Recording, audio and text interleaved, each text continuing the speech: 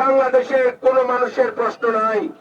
18 কোটি মানুষকে ঐক্যবদ্ধ করে বিএনপিকে শতবার ভাঙার চেষ্টা করা হয়েছে। অনেককে কারাগারে নিয়েছে, গুম করেছে, হত্যা করেছে।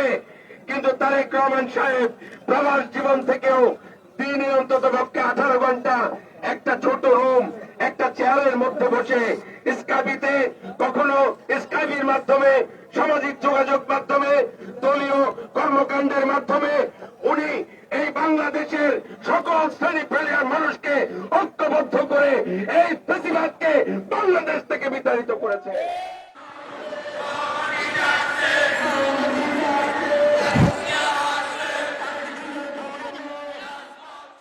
সেই দিন কেন হত্যা করলো তাকে?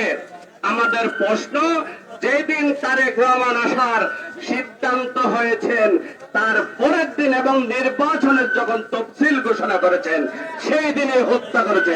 সে গুলিতে তো আগেও করতে পারতো, আর 1 সপ্তাহ আগে করতে পারত।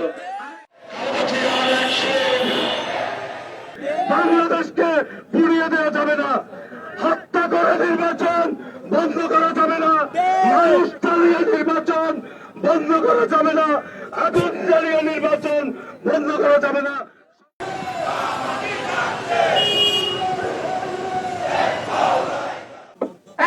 সালাউদ্দিন সাহেবকে আপনারা লাঞ্ছিত করার চেষ্টা করেছেন, আপনারা দেখছেন।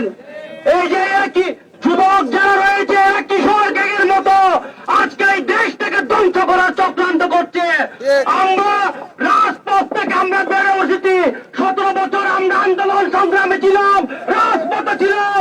আজকে যে ফেসিবাদী সরকার, সেই ফেসিবাদী সরকারের পতন ত্বরান্বিত কিন্তু আমরা করেছিলাম সংগ্রামী বন্ধুগণ।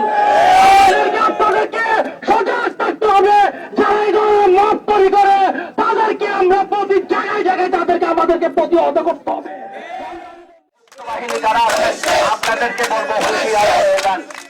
আগামী 25 তারিখ আমাদের দেশ নায়ক জনাব তারেক রহমানের আগমন উপলক্ষে আজকে আমাদের যুবদলের যে বর্ণাঢ্য র্যালি চট্টগ্রাম 15টি থানা 43টি ওয়ার্ড, আমরা সবাই আজকে জামায়াতুল ফালাহ ময়দান থেকে আমাদের র্যালি শুরু করে চট্টগ্রামের বিভিন্ন জায়গা পরিদর্শন করে আমাদের নাসিম ভবনে আমাদের আজকে প্রোগ্রাম শেষ হবে।